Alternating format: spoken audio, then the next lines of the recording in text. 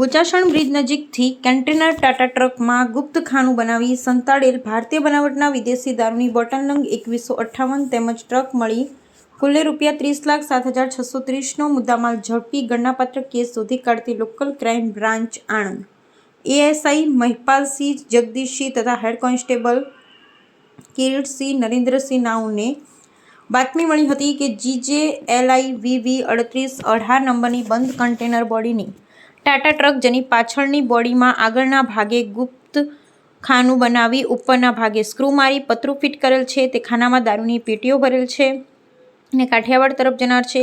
જે ચોક્કસ બાતમી આધારે Bochasan Vasad Bagodara state highway Bochasan bridge નજીક રોડ પર LCB સ્ટાફના માણસો વોચમાં હતા. દરમિયાન બાતમી મુજબના વર્ણન મુજબની બે ટ્રક એક સાથે આવતા ટ્રે ટ્રકોને ઊભી રાખવાનો પ્રયત્ન કરતા એક ટ્રકવાળો રોડની સાઈડમાં ઊભો રહેલ, જેનો નંબર જોતા અલગ અલગ હોય.